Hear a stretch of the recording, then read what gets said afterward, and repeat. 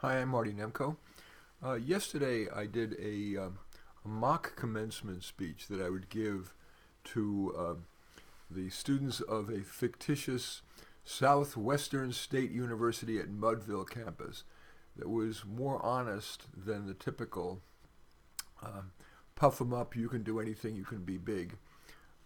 Even though in reality, most of those students, even with effort, are going to struggle mightily and not do anything really big.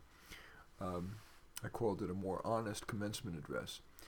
I thought this time it would be perhaps interesting to you for me to do a commencement speech that I would give if I were giving the commencement speech at Harvard. It would be quite different. So here you go.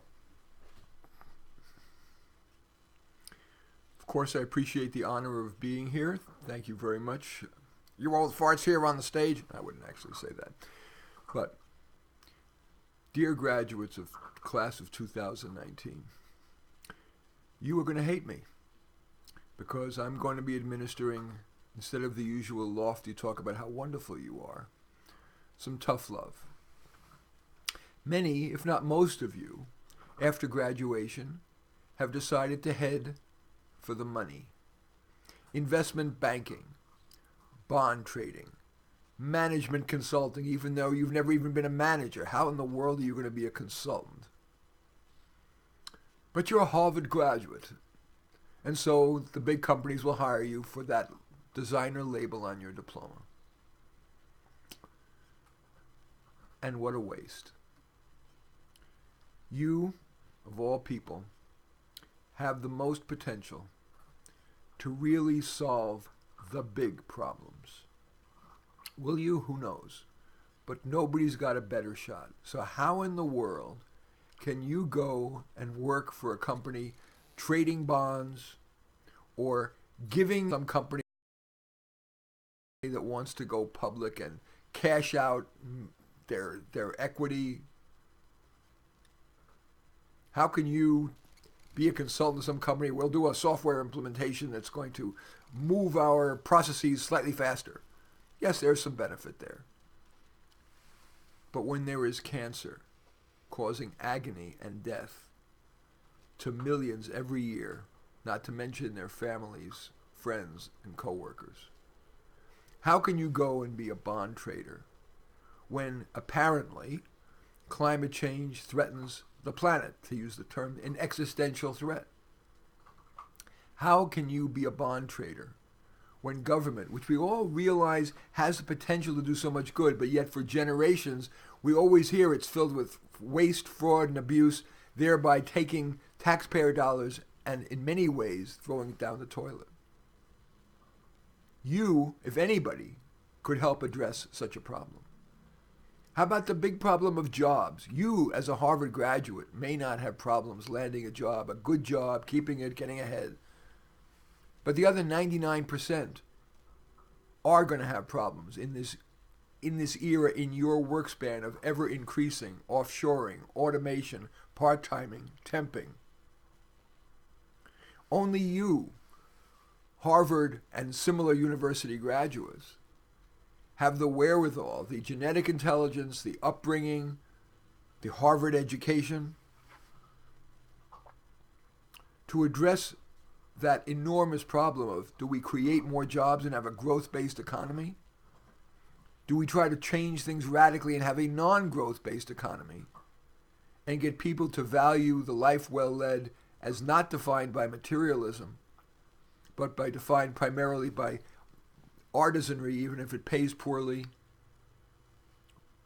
good relationships, creative outlets, and the ethical life well led? That's a huge kind of problem that needs to be dealt with, that only you, Harvard-level graduates, can address.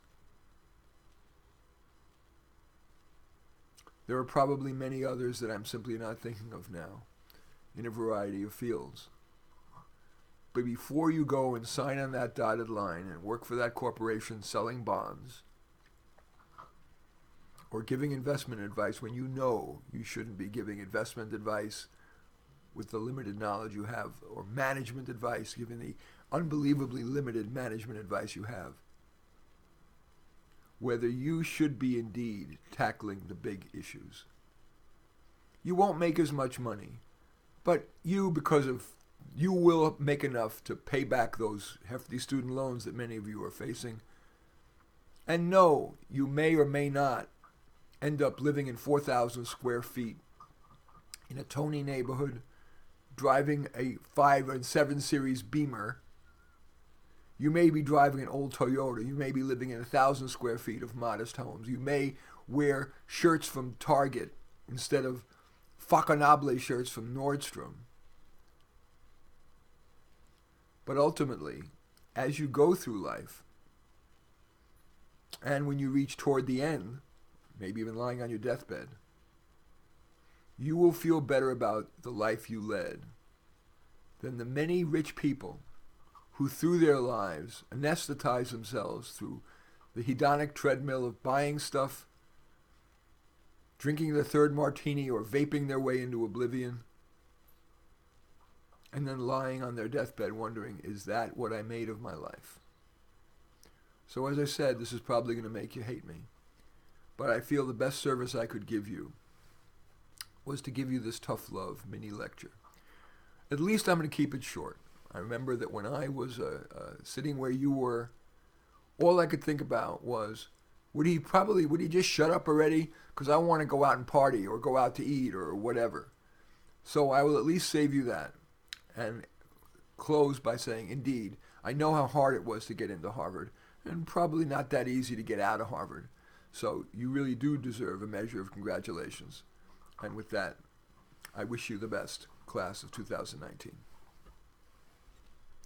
So that's the brief commencement speech I would give if I were giving a graduation speech at Harvard or Stanford or Yale, Princeton, whatever.